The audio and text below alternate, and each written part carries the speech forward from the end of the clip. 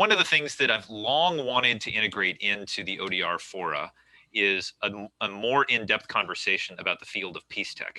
Now, some of you who remember the early days, what year was it that Melissa hosted us in Australia?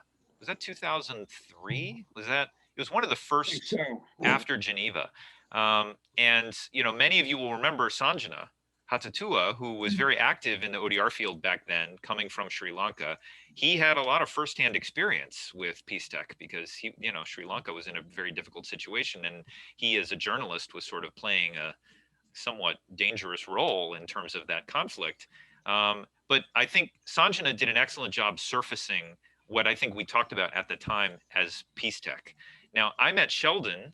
Gosh, Sheldon, I can't even remember how many years ago it was, but I think it was before Sheldon started the Peacetech Lab as part of the United States Institute of Peace.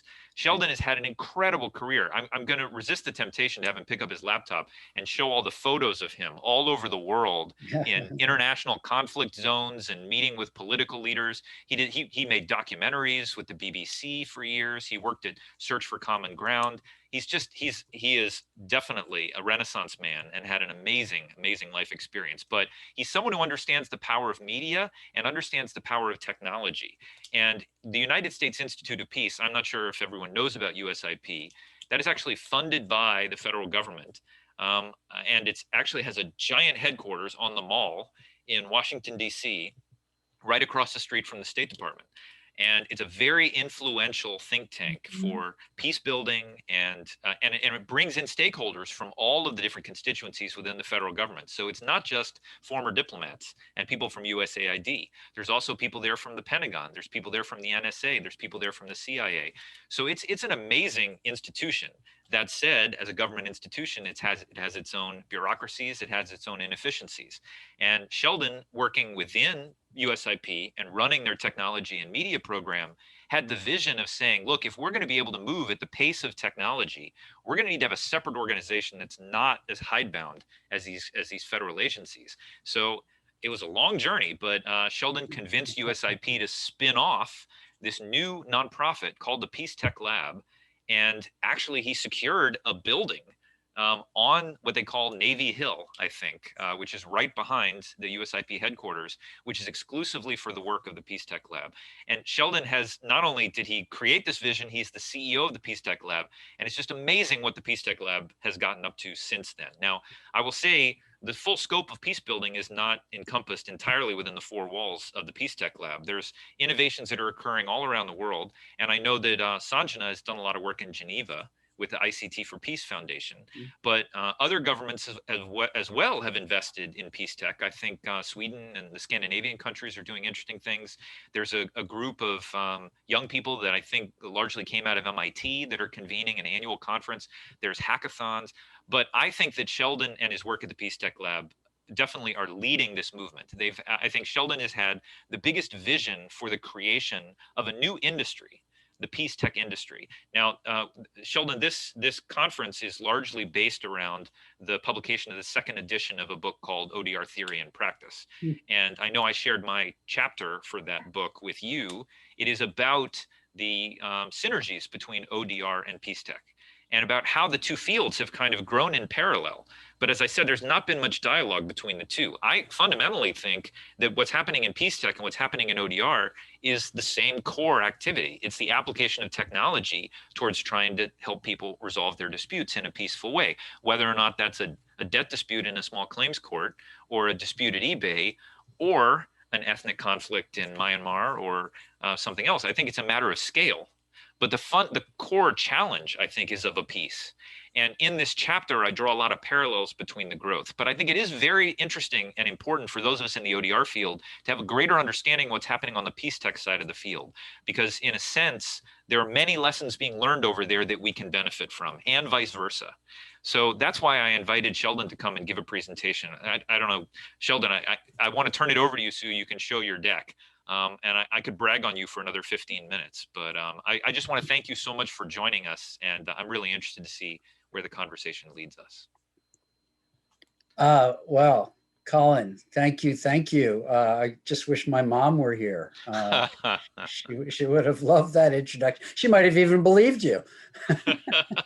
No, I've heard all of the awards that you've won, so I know I actually was pretty mild in terms of how good it could have gotten. So I'm not going to talk about the times when you're hanging out with Sting and Ricky Martin. That's a separate question. No, that's a separate issue. But no, seriously, thank you, thank you. And it is a real pleasure and an honor to be here with you all.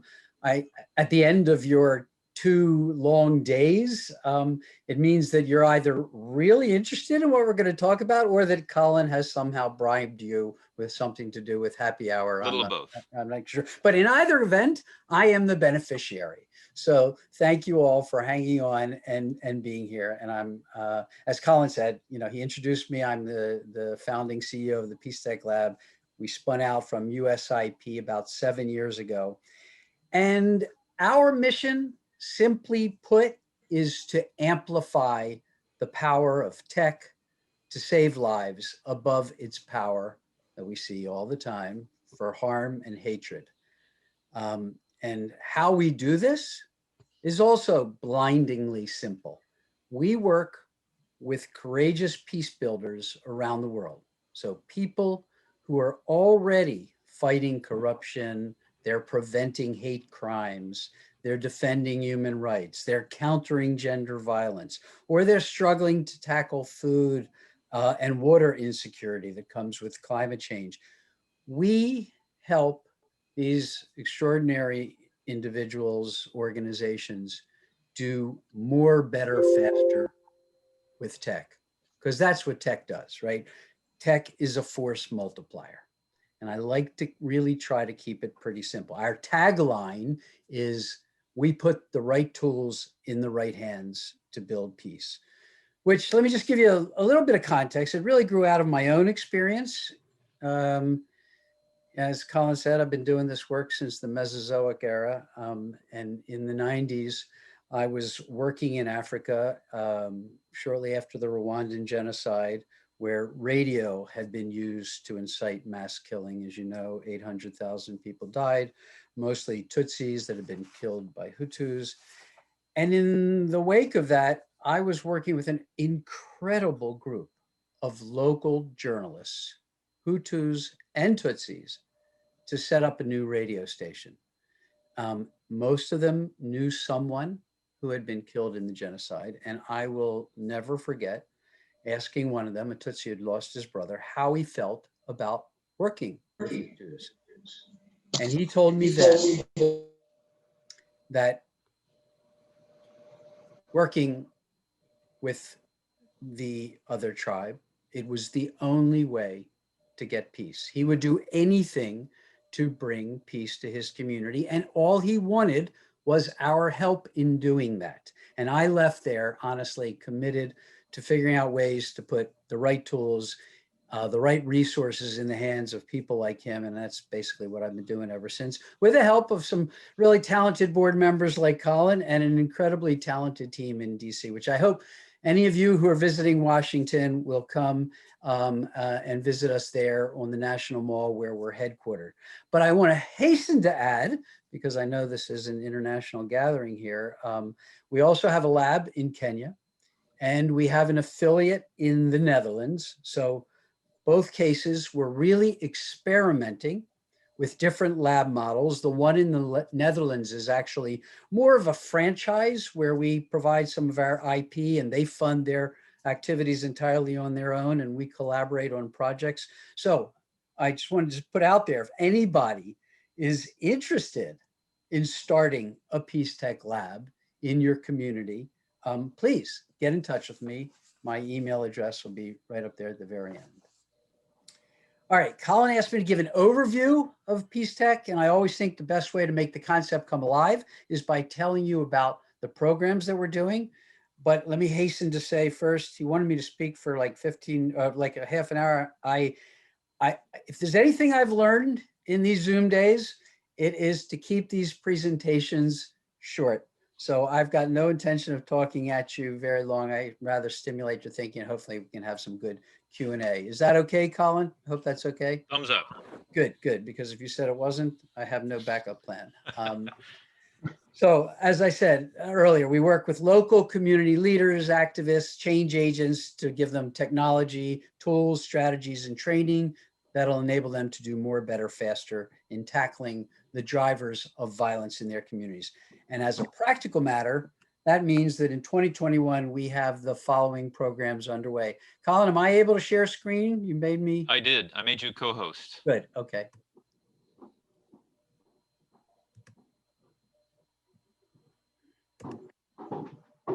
Perfect. Okay. Everybody okay? Can you see that? Looks great. Good. Okay, so let me walk you through our programs as quickly as I can, give you a real good sense of what we're working on in the lab under this giant rubric of Peacetech. So first program here is our COVID-19 violence tracker. Really this year, it's our flagship data program. We're working with a great consortium of partners, including companies like Mapbox, universities like Georgia Tech and Rongo University in Kenya, as well as the Digital 100 data group in Europe.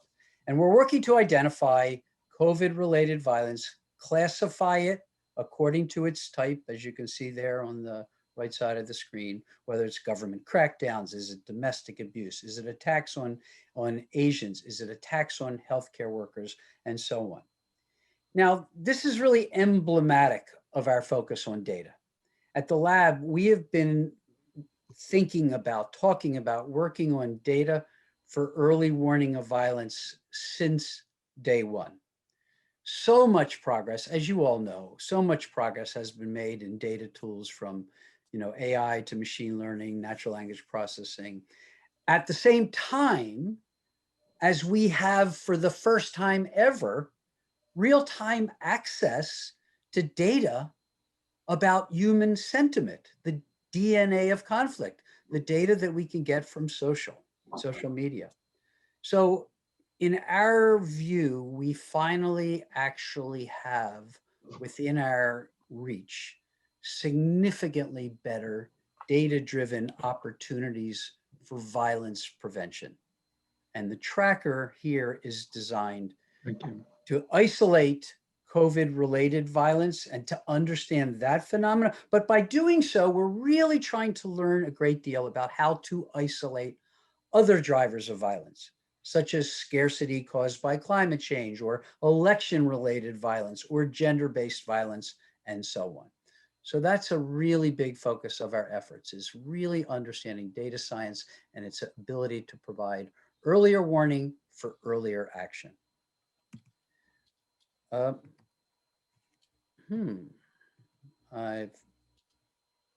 Okay. Hate speech.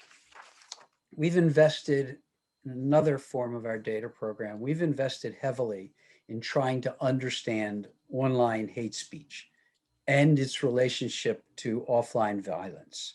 So we've created these guides to hate speech now we're up to about 13 countries, from Yemen and Iraq to South Sudan, South Africa. Most recently, we're coming out with one in Ethiopia.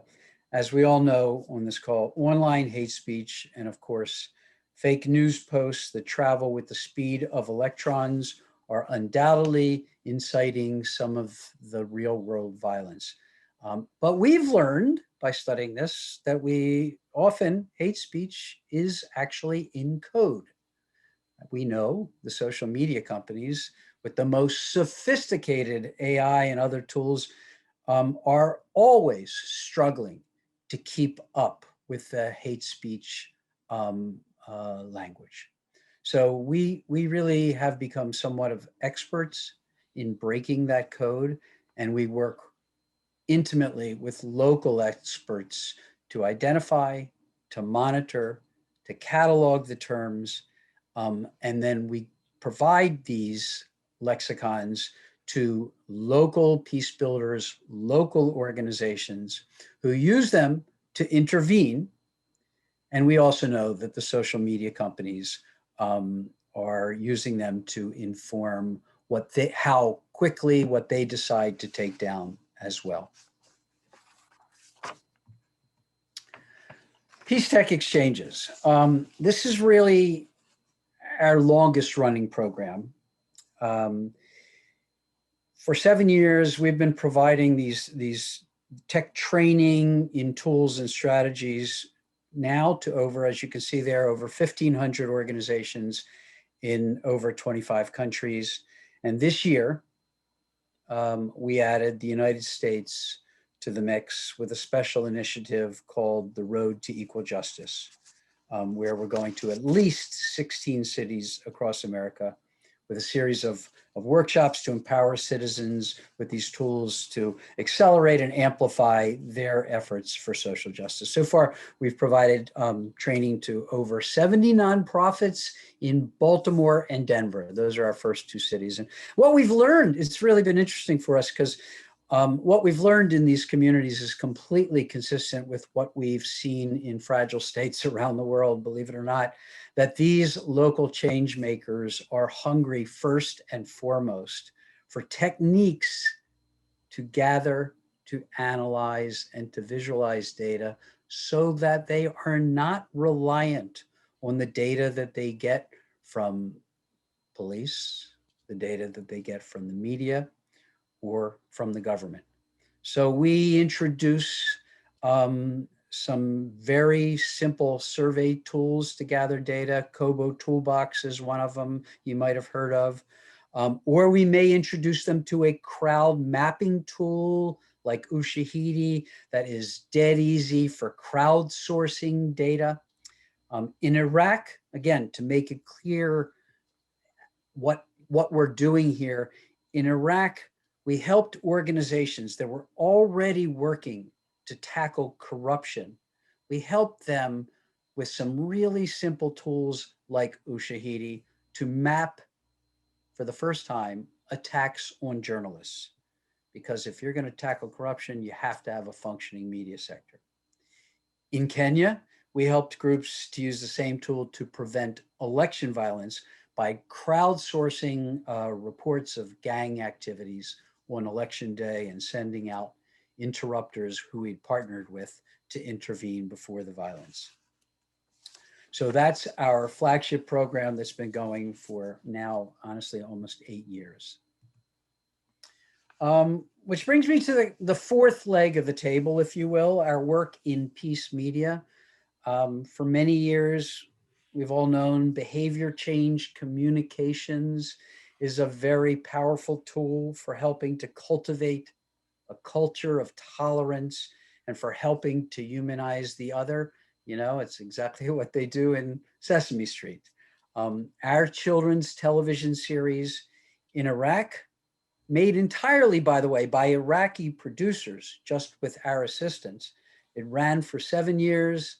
You see it there on the top right. It ran for 4 years. It won the UNESCO Prize for Intercultural Dialogue. It was essentially a game show for teenagers, but it was so much more than that.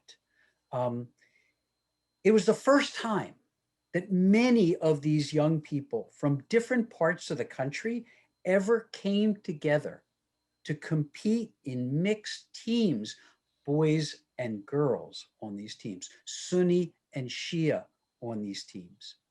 And the evaluations that we did of the kids' views towards the other, the evaluations we did before participating and after participating, the evaluations we did of the audience before they saw the series and after they saw the series, the numbers don't lie. They really did show some pretty significant changes in perceptions.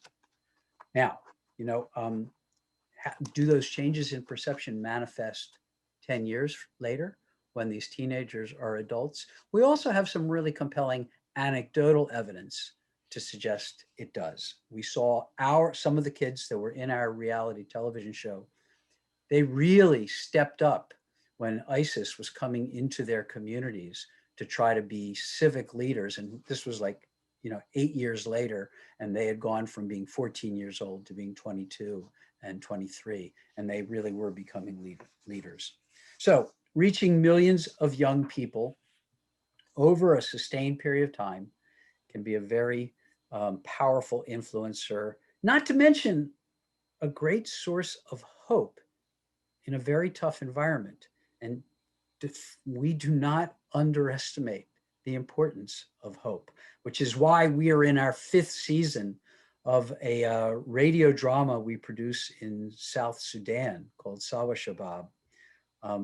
Again, all locally produced, but with our hope, with our help. But it is a desperate situation in South Sudan, and we know from our surveys that how important this has been for. It's got like 90% name recognition in the country. So let me wind it up by saying those are our 4 flagship programs for the year.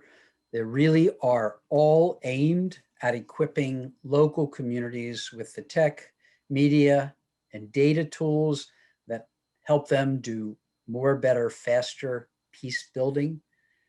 The bottom line for us, I think it kind of brings us back to where Colin got us started. The bottom line for us is that, hey, tech disrupts everything, whether that's finding vaccines in record time or whether it's sending fake news around the world to millions of people with the push of a button.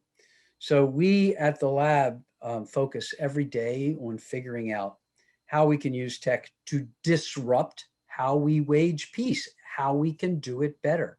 And we take this term lab in our title very seriously, which is one reason I'm so interested in your world of online dispute resolution, because I am certain we have not even begun to realize its potential in our work. So come on, Colin, help me out here. Sure. We got to get more of that. So the good news is, as you can see on this slide, right-hand side, we're not alone. Nearly every day, we meet another person or organization developing a clever way to use tech to prevent, to counter violence in their communities. And that's why, in Fast Company magazine, they called it a movement, which we never anticipated when we first coined the word Peacetech back in 2011. So join us, and I'll stop there, and we can talk more about it. That's great. Okay. And there's a lot of good questions. I have a bunch of questions that I want to ask you too, to kind of flesh it out, particularly some of the parallels between ODR and Peacetech. But tell me more about the Peacetech industry. One of the things that I think the Peacetech Lab, one of the reasons why you chose the lab framing was because we wanted to be an incubator for entrepreneurs and innovators, not only in the US, but around the world. So talk about that aspect. When people hear nonprofit, they don't often think we're trying to create a viable commercial marketplace for these services. But tell me a little bit about your thinking along those lines. Well, one thing, if you work in this field long enough, you realize that if you ever want to do real conflict prevention, you can't rely on governments to do that. They can barely keep up with reacting to conflict. So how do you figure out how you can grow the pie, how you can have resources available to do the kinds of upfront intervention that can prevent the violence? And that's where you start thinking about the intersection between Peacetech and economic development. And so one of the anchor projects we launched was how to cultivate entrepreneurship among those that were developing Peacetech, some of which were nonprofits, but a lot of whom were actually for-profit startups. They didn't call themselves Peacetech companies, but it's become really apparent that that's in fact what they are. So let me give you an example. Hala Systems. Hala Systems is a company that developed some great technology for tracking missiles when they were fired and sending out a warning over social, over email, over text to civilians. You have about 7 to 10 minutes before a missile lands. And they have saved thousands of lives in Syria with this technology. Well, the same technology has also been used and sold as a means of enabling governments to prevent poaching. It's got multiple applications. And ultimately, this company, Hala Systems, attracted $1 million investment from Mark Cuban, from Shark Tank. So it became apparent to us that there were a lot of companies out there that were developing some really important technologies to help tackle the drivers of violence. But if we could get them to think about it as an industry, then we can start attracting more capital, and we can also build a certain amount of excitement among those companies for sharing their lessons learned. Every single one of these companies are a double bottom line company, minimally, if not triple bottom line. They're all delivering profits, and they're delivering a social good. So yes, there's edutech, there's fintech, there's lots of other, industries out there that are growing up. But this is one that is fundamentally rooted in both the technology and the social good, the technology for profits and the social good. And I think it's got real legs as a unifying factor. Absolutely. Well, Sheldon, the chapter that I shared with you emphasizes the parallels between the ODR movement and the Peacetech movement. I think online dispute resolution, really, when considered writ large, it's trying to use technology to help people resolve their disputes and get justice. And I think the Peacetech movement is fundamentally about how do we use technology in all of its different forms to help people achieve peace. And I think one of the things that we have in the ODR field is we started out, literally the definition of ODR was the use of information and communications technology to help people resolve their disputes. And that was adequate for the first 10, 15 years. But now what we see is ODR is exploding all over the world. We see all these different ODR experiments. And now we're finding, I think, the inadequacy of that definition, because it sort of just says tech plus dispute resolution equals ODR. But now I think we're getting deeper into it. And I feel like there's sort of two pieces of ODR. One is the facilitative part of ODR, which is helping people more effectively communicate with each other and reach understanding. And the other side is the algorithmic part of ODR, which is as computers become more powerful, how can we leverage data? How can we leverage machine learning? How can we create essentially tools where machine intelligence can complement human intelligence, all with the same objective of helping people resolve their issues. Now, I see both of those components in the Peacetech industry too. I think there's a lot of work that is about that facilitative side, facilitating communication, facilitating understanding. But then the other side of it is also the powerful algorithmic engine as computers become more powerful. One of the things I wanted you to talk about was ground truth. That initiative of the Peacetech Lab, and what was the vision there, and essentially the importance of data and data collection at scale and in real time, and how that factors into peace building, but also how that also is part of the Peacetech industry. Yeah. So, if I were showing that deck in 2019 or 2018, what the big data program of the year would be, it absolutely would have been ground truth. Sure. Which was a program that we are very, very proud of, because it was pushing this envelope of how do you leverage this extraordinary new access to data about human sentiment, real-time data from conflict zones. I mean, it's just unbelievable. When I was doing this work back in the 90s, you had no idea what was happening on the other side of Sarajevo or Bujumbura, let alone what we have today, where we can literally see real-time data from conflict zones being uploaded via cell phones and sitting in our headquarters in Washington, D.C. So again, that's part of that new data opportunity. But the thinking behind ground truth was, and still is, again, that The data that we are studying for conflict prevention also has huge value to the private sector. No, let's acknowledge right now all the different privacy issues, all the different risk issues.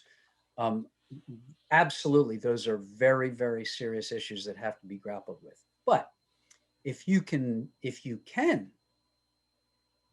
deal with those issues, you have the opportunity as peace builders to create a product that we know. We presented it to 35 Fortune 500 companies. We universally received, yes, we are very, very interested in the data that you are collecting that and your take on risk, enabling companies to understand risk better. So again, what's really changed not only is how technology has changed our access to the information, but what we haven't really we just haven't taken full account of yet is the interest that companies have in places which were once considered to be economic wastelands. So today, the Fortune 1000 companies, I mean, when I used to go to them in the 90s and say, can you help support this initiative in this country, in Nigeria? Can you help support us doing this in Macedonia or whatever? And their answers would be, well, not really. Those are not our markets. We don't really have that much interest in those places. Well, today, all that's gone, right? Fortune 1000, Global 3000 companies, either they're selling into the bottom billions, like the one thing I can count on when I go to Niger, the fifth poorest country on the planet, I can still count on finding Coca-Cola and Pringles. They're either selling into the bottom billions or their supply chains are coming from them, digging minerals out of the ground in these places. So long story short, international companies have a greater interest than ever in stability in these countries. So I believe that there's an opportunity again for us to rethink the way we look at data, the way we approach conflict management, and who funds this process. Right. I think we have a chance to grow that pie. Colin, I just say one thing about your distinction there. I really find your taxonomy interesting between algorithmic and I think what was the other one you were saying? Facilitative is the term that I Facilitative. used. Yeah. I find it a really interesting taxonomy that is quite helpful today, but it also reminds me of when we used to talk about using media in conflict prevention versus using technology in conflict prevention.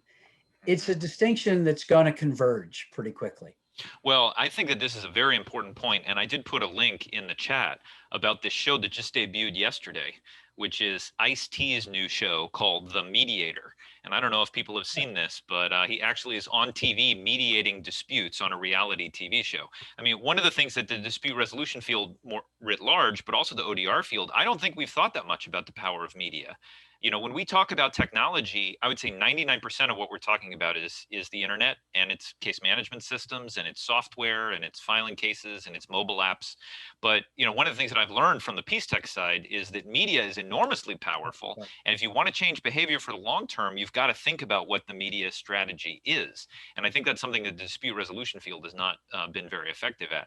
But again, not to oversell what ground truth was and the importance of it, I think the Peacetech Lab has a data hub, and that's one of the visions of the building. And there's data that the Peacetech Lab has access to because they're connected to USIP. They're across the street from the State Department. They know people at the CIA. They know people at the NSA, but also private sources of data. All of this is pouring into this data hub in real time. And I remember the blogs and bullets work. I posted some of those links in the chat as well. This notion of, well, what can we do to digest blogs and Twitter posts and Facebook posts in real time, to do that sentiment analysis, to have the algorithms churning 24/7 and analyzing that and saying, because the USIP has a very sophisticated rubric for early intervention in conflicts. So if we can use this data and identify, wait a minute, something is happening in Algeria, something is happening in Myanmar, something is happening, and what can we do to do an early intervention and potentially change the dynamic to prevent conflict from breaking out? Because once violent conflict emerges, it's much harder to sort of bring things back. So I think that that's a fascinating concept. And when I talk about predictive analytics, that's relevant in the ODR side of the field. That's relevant in judiciary. That's relevant in legal tech. But I think the Peacetech side of the field is far ahead of that in thinking about, let's absorb all this data and try and make sense of it. So I think that that's one of the reasons why I wanted to underscore the Ground Truth Project.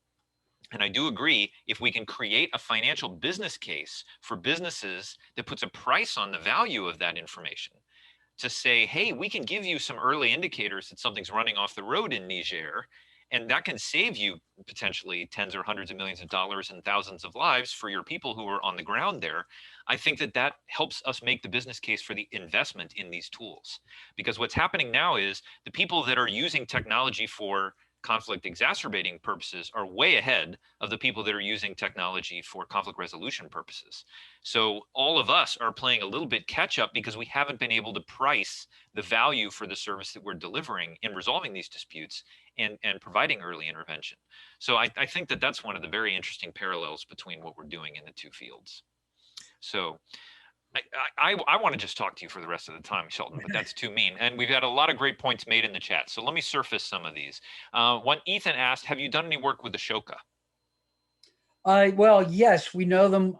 We haven't actually collaborated, Ethan. I mean, really aware of just the terrific program that they have. And there's actually a couple of people who are founders of other peace building organizations that have been obviously recognized as Ashoka fellows. So we haven't done any direct collaboration, but I do a lot of collaborating with Ashoka fellows. Mm-hmm. And in fact, Colin, our vice chairman of our board, Bernard Amadei, who is the founder of Engineers Without Borders, he is an Ashoka fellow as well. Yeah, and the chairman of the board of the Peacetech Lab, Nick D'Onofrio, is the inventor of Watson. So, I mean, he's an amazing, super connected guy. He's a legend. Legend. But Engineers Without Borders is an incredible organization. Bernard's done amazing things with that. Yeah. So what about Neve Shalom or Waham al-Salam in Israel, Oasis of Peace? Have you heard anything of them? Do you know any of the work? I know both Chuck and Claire were speaking about them. I don't know if Chuck or Claire, you want to provide a little more detail on what they do. Maybe they'll do so in the chat. Let me keep going here. Claire asked, how does the Peacetech Lab decide who and what to work with? And Leah, connected to that, Leah asked a question, because Leah's done a lot of work in Northern Ireland. She said lasting peace also needs to include some groups that are furthest apart, including those engaged in violence. And does the Peacetech Lab ever work with members of those groups, either publicly or privately? So. Oh, Claire, why don't you provide a little more clarity around your question, and we'll let Sheldon respond. Sure. So just a quick bit of background on Neve Shalom. So they work with youth on the border of Israel and Palestine, and they run a camp there. And their whole purpose is to help children from different cultures to begin to respect the values of a different culture. And they have created just some of the most beautiful standards for working together, as well as different types of media that are just fascinating to look at. So yes, I think they'd be a great organization to spend some more time with. But the background on my question about how in the world do you decide who to work with is mainly I'm trying to understand. I'm sure there must be so many people that would like to work with you. So what standards have you set up for making that decision about where are you going to invest your time? Well, Claire, I really, really honor that question because, I mean, there is such a connection between organizations like Neve Shalom, who I'm familiar with, we're living in a world of 1,000 flowers blooming. There's so many organizations out there doing terrific work. And when you ask how we decide, I'd be the first one to admit we've been deciding in a very opportunistic fashion. Now, and by that I mean, I have to pay the staff to make sure, I have to pay the rent for this magnificent building and so forth. So a lot of our determination criteria has to do with how, if there's funding, who the funder is, and so forth. But that's not going to get us to where we need to go. That is not going to get us to strategic conflict prevention. Like, we will never be able to act on those signals that we're getting from the data if we don't figure out, again, how do we grow that pie? And what my goal for 2021, Colin's going to hear this at the next board meeting, my goal for 2021 and 2022 is to actually create the agility fund that allows us to intervene. We have had numerous occasions where we saw the handwriting on the wall. I mean, just when it came to our own election in the United States, 18 months ago, I wrote an op-ed piece about all the signs were there of election violence in America. Everything that I had experienced in the last 25 years was happening in this country. And we needed to act. We needed to take some basic steps to monitor social, to reach out to the organizations. And yes, we reach out to organizations on both sides of any conflict. We have to if we're going to do this kind of work. But we really didn't have the resources to do it in any concerted way. And if we did, who knows what we might have been able to prevent. But yes, so that's where I think we've got to go. Well, yeah. Sheldon, from opportunistic intervention, based upon resources, to more strategic intervention. Well, I think a lot of people get into dispute resolution because they're interested in peace building, and then dispute resolution is like, oh, this is like, okay, this is kind of like peace building. It's like practical peace building. But peace building is something you do over there, and dispute resolution is something you do here. And the thing that was amazing to me about all of the social palpitations in the United States was suddenly all of the USIP frameworks for encouraging doing early interventions and seeing warning signs. I'm starting to see that in our own country. I mean, when you think about the priorities that USIP identifies for are things like promoting secure and sustainable livelihoods for all groups of citizens, enhancing social and community cohesion, encouraging entrepreneurship and economic development. I mean, all of those indicators were going in the wrong direction in the US. So that was one of the reasons why I think your antenna were out and you started to say, hey, wait a minute, some of this stuff is now relevant in the US. So I think that was a very smart pivot from Ground Truth, which was very internationally focused, to the COVID violence tracker, which was very relevant within the US in the more recent context. But let me emphasize some of the commonalities again between ODR and Peacetech. And I want to sound this out with you. One of the things we found in the ODR field is there's a lot of resistance from incumbent players. When ODR first came out, we had resistance from the Bar Association. We had resistance from the judiciary. There were lots of people that would tell us it's never going to work. You have to do it online. The Constitution requires face-to-face. And then, I think there's a quote from Gandhi that said, first they ignore you, then they make fun of you, then they argue with you, and then they say, oh yeah, we knew you were always right. And again, I sort of feel in the Peacetech context, Peacetech has encountered some of that same resistance from the establishment, maybe from governments, maybe from incumbent NGOs. And I mean, I know I've experienced a little of this, but I know you've been really on the front lines there. Do you sense that same resistance, and how has COVID-19 knocked down some of those barriers? I don't think it's as much a function factor of COVID-19 as it is, when you were describing the Gandhi quote there, Colin, man, my I was just hearing, or I was reliving my years of working with technology companies, which, that actually was kind of the genesis of the lab. When I was at USIP, technology companies were like, stay away. We're not interested in talking to government entities. We're not interested in getting anywhere near Washington. And so, we spun out as an independent NGO, and we still found technology companies. We got to move 1,000 miles an hour. We got to make money while we can make money. We don't want to have these discussions. But look what happened. I mean, it became really clear that their platforms were getting hijacked for harm and hatred, and that it was starting to threaten their business model. And so I do think now we have their ear. That is not to say we have their wallet share. We have their ear. And we're able to engage in some useful conversations with them.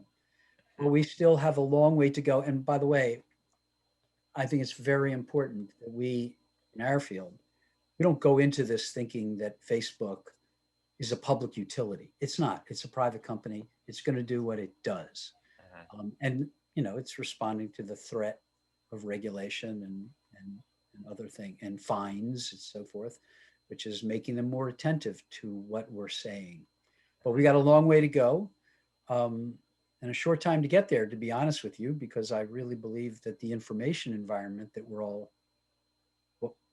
struggling with, the fact that, disinformation, misinformation, fake news is the currency of the realm these days. It's almost becoming accepted.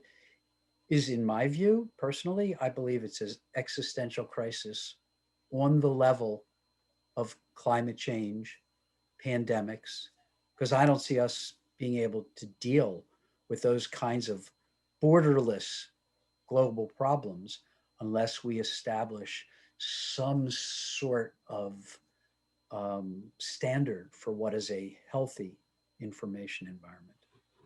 Absolutely. Yeah, I mean, there was an editorial, I think in the New York Times today, talking about how can we improve, the ability of people, countries around the world to distinguish fake news from real news. How can we create, positions within government that are established to combat some of this, because I think it's a growing problem. It absolutely is. Another challenge we have in the online dispute resolution space is quantifying and measuring the benefits that our initiatives deliver, and trying to figure out what are the KPIs that can indicate we intended to have this beneficial impact, we had the beneficial impact, and even putting a dollar value on that. And I think in Peacetech, this is even more of a pronounced challenge. How is it that the Peacetech sector thinks about measuring impact and then representing that impact to people so that they can get sort of an ROI or a cost benefit analysis for the investments they make in the space?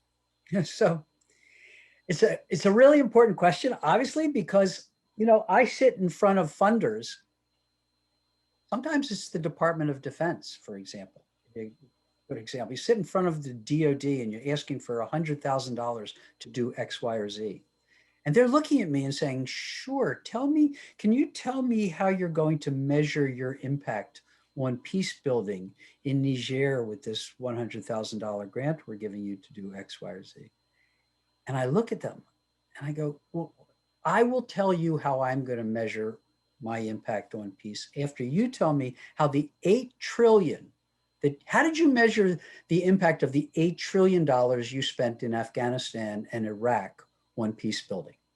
Help, it's almost ridiculous because the dollars are so small that we're spending in the peace building space. Sure. That said, I'm a big believer in measuring. You've already heard me pounding on the table about data.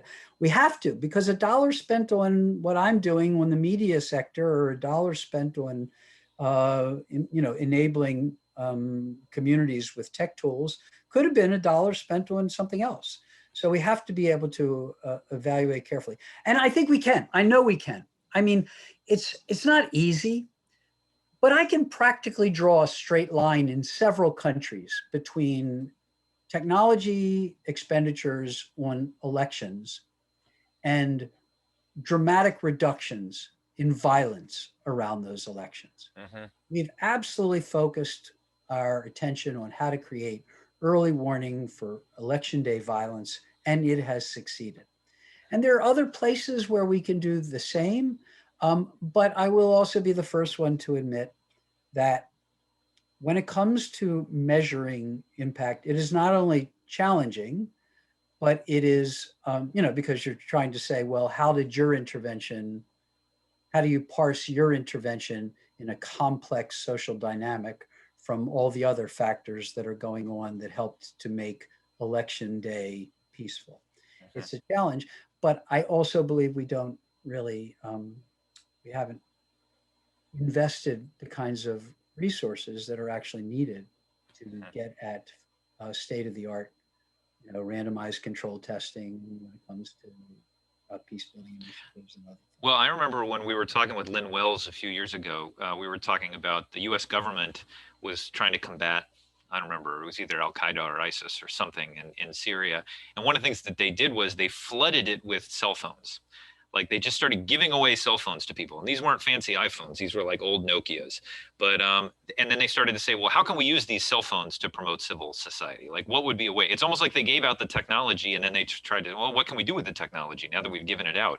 Another challenge that we've had a lot in the ODR field when we talk to legal service bureaus and courts is the digital divide. And people say, look, if you're using technology to build a new justice system, well, you're just building a technology for rich people. You're just building a justice system for rich people because they're the only ones that have technology. Now, I think the mobile revolution has changed a lot of that. And if you look at places like Kenya, with M-Pesa and things like that, it's amazing what people can do, even with the old Nokia phones. Like you don't need a fancy whatever iPhone X in order to get value out of the technology.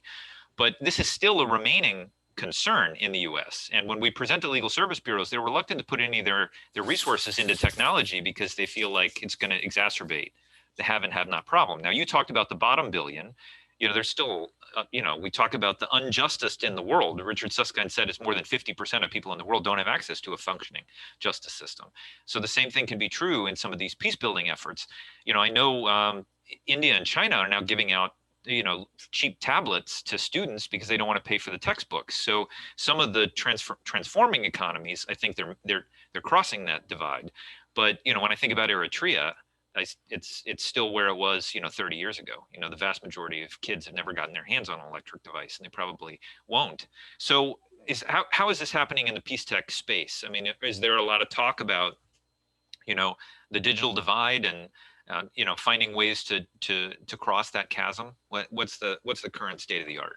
Yeah, no, I mean, I think you really described the situation already pretty clearly. I mean, we are very, very aware in places where we work that there is um, network issues, there's Right. hardware issues, and so forth. But you know what, Colin? What I've learned over the years is the real danger is when we don't, is when we seem to believe that, oh, those places don't have the tech. They can't, they can't participate. And in the cities, you go and you're stunned if you compare the data on technology penetration with what I'm seeing firsthand with my own eyes. Honestly, there's a ginormous disconnect. Right. So I think the data is pretty rotten around this, and I do think it. But I also recognize when especially this year, we're trying to do virtual trainings for the first time. We always went out and trained in person in every country. And now this year we were in lockdown and we started to do virtual trainings. And of course, in some places we couldn't do it. We couldn't do the trainings we were slated to do this year in Uzbekistan and elsewhere. It just wouldn't happen. Absolutely. So, yeah, it's a problem, but I also think you'd be amazed at the extent to which the technology penetration has occurred in the most remote locales. Well, I will say we had a presentation earlier today from Niti Aayog, which is the think tank for the Indian government, and they've announced that they're going to make ODR a mandatory component of the justice system. You know, when I was in India, there were people who slept on the street on cardboard boxes every night and had their phone next to their heads because that's their lifeline. That's where the work is the next day. So I think you're right. We can't be unidimensional in saying technology is for the affluent and, you know, the poor, they're never going to have access to technology. So let me also tell you one story about the intergenerational element of this, right? So you mentioned India. We were doing a training on countering gender violence in Mumbai. We had 50 organizations here, and in walks a group of 3 13-year-old girls from the Dharavi slums of India, one of the poorest places on the planet. They come in with their mentor, and he plugs in his laptop and puts up on the screen a presentation that the girls, 3 13-year-old girls, who they present the mobile app that they had designed. They had downloaded the MIT free app maker. They had worked on a shared laptop with a mentor. They had created a mobile app to counter gender violence. You push one button on the phone, it sounds a loud alarm, it sends a message to your network, anybody you've put on your network, and it locates you. These are 13-year-old girls from the Dharavi slums. Now that just tells you, like, you know the old Wayne Gretzky skate to where the puck is going to be. That's where the world is going, folks. This generation is incredibly savvy and connected with their tech and making things happen. Now, the story doesn't end there, though, because a year later, these girls who literally have nothing in the Dharavi slums, they live in a communal setup with barely, multiple family members in one room, etc. They had a fire. They had a fire in their homes, in their corner of Dharavi, and everything was burned down. They lost their. They were literally sleeping on the streets on cardboard after that. And their mentor reached out to us, and we did a Kickstarter. And within 2 weeks, we were sending, I can't remember whether it was $10,000, $20,000 to these girls. This happened about 6 years ago. And they were able to rebuild their homes, get back their beds and have a place to sleep. But that's the other, amazing thing about this ability of technology to reach out to the other side of the planet.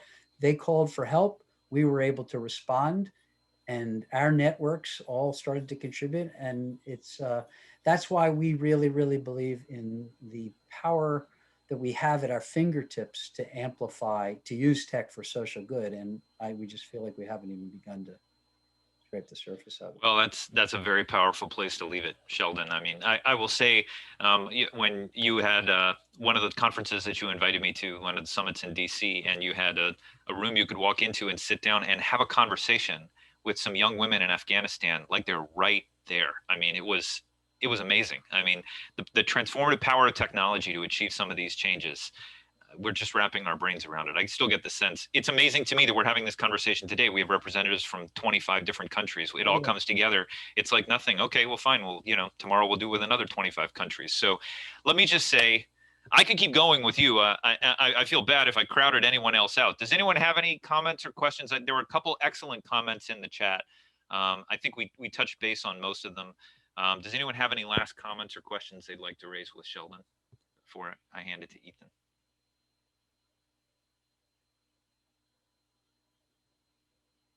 Graham, do you have something you wanted to say? Yeah, I fear, Sheldon, I've just got one question. It might be that the answer is, weren't you listening to my talk? Well, apologize, but I wasn't, and I've just got back in late. I've been in and out all day, but just very interested in see. I get the organization and what you're involved in. I just wondered if you were aware of another organization called Mediators Beyond Borders International, which I've joined. You do. That was what I wanted to say, because they get a lot of funding through Rotary International and a lot of the peace conflict projects. Yeah, yeah. And I have given a talk to them, and I think there's another one coming up, but you work with them, you know of them. Good. I think I actually introduced the CEO of MBB to Sheldon, and they had a wonderful conversation because they've got a lot of friends in common. So Exactly. yeah. Great organization. Good. Yeah. I just wanted to, in case you hadn't wanted to make the link, that was all. All right. Well, with that, let me just say, Sheldon, thank you so much. You've provided the anchor session for our conference, and I think that I'm eager for this to plant some seeds that we continue to water between our two fields, because I think there's a lot of powerful collaborations here. But we have a lot to learn from each other, and I really, really appreciate you taking the time and sharing the latest and greatest. Such a pleasure, Colin. Thank you. Okay. Thank you. A round of applause for Sheldon, please. Everyone. Thanks all. Bye-bye. Okay, take care, Sheldon. Have a good night.